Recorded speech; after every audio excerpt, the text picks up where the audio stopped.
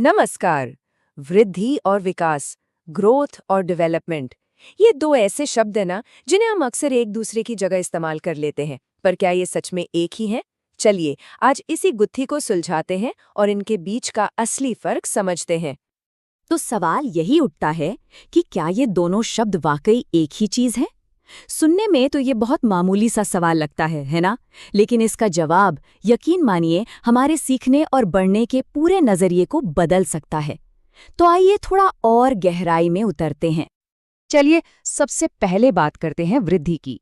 एकदम सीधी सादी भाषा में कहें तो वृद्धि वो है जिसे हम नाप तोल सकते हैं, जिसे हम अपनी आंखों से देख सकते हैं।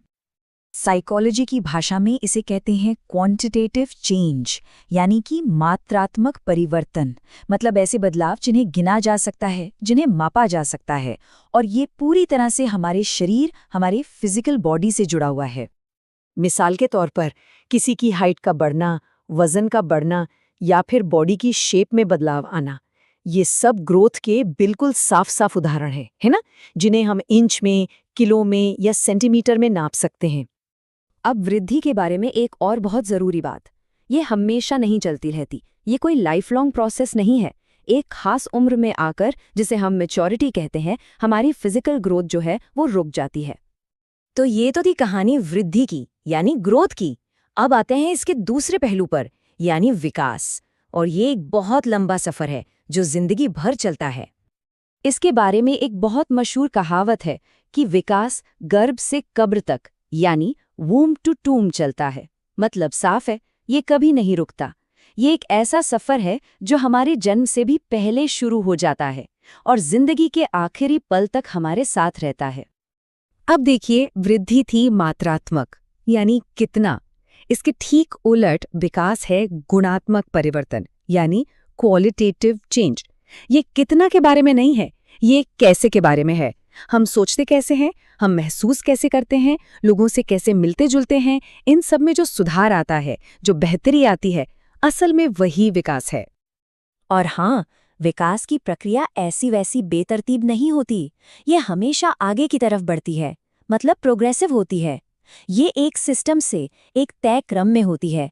जैसे एक बच्चा है, वो पहले बैठना सीखता है, फिर घुटनों के बल चलता है, और उसके बाद ही तो खड़ा होना सीखता है ना? एक ऑर्डर है।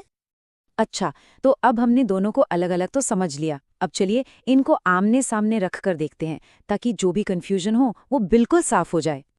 तो देखिए फर्क कितना साफ है। वृद्धि यानी ग्रोथ सिर्फ क्वांटिटी या मात्रा की बात करती है, जबकि डेवलपमेंट में क्वांटिटी और क्वालिटी यानी मात्रा और गुणवत्ता दोनों आ जाती हैं।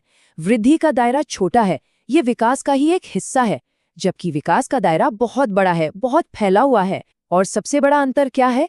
वृद्धि एक समय के बाद रुक जाती है, पर विकास वो तो जिंदगी भर चलने वाला प्रोसेस है। तो मुद्दे की बात क्या निकली कि ये ग्रोथ वर्सेस डेवलपमेंट का मामला है ही नहीं। असल में ग्रोथ तो खुद डेवलपमेंट की बड़ी प्रक्रिया का एक जरूरी हिस्सा है। आप ऐसा समझ लीजिए कि विकास एक बहुत बड़ी तस्वीर है और वृद्धि उसका बस एक छोटा सा पर जरूरी टुकड़ा है। ठीक है, अब जब ये बात साफ हो गई तो चलिए विकास की इस बड़ी तस्वीर को जरा और पास से देखते हैं। देखिए, विकास कोई एक चीज नहीं है, ये कई अलग अलग हिस्सों से मिलकर बनता है और ये सारे हिस्से एक दूसरे पर असर डालते हैं। एक्सपर्ट्स विकास को मोटे तौर पर 4 बड़े हिस्सों में बांटते हैं।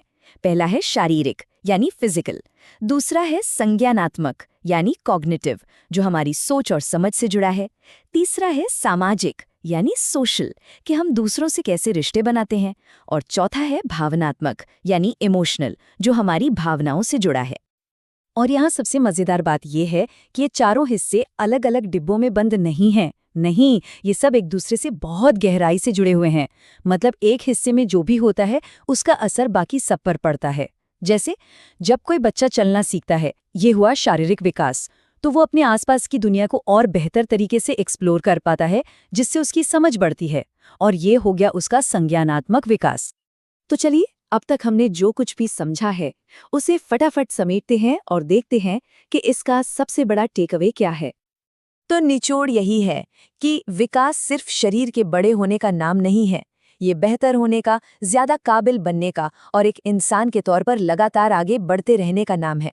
और इसमें मात्रा और गुणवत्ता दोनों तरह के बदलाव शामिल हैं। और जाते जाते एक सवाल छोड़ जाता हूं।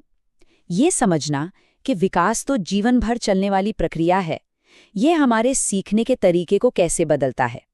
क्या इसका मतलब ये है कि सीखने और खुद को बेहतर बनाने की सच में कोई उम्र नहीं होती? सोचकर देखिएगा।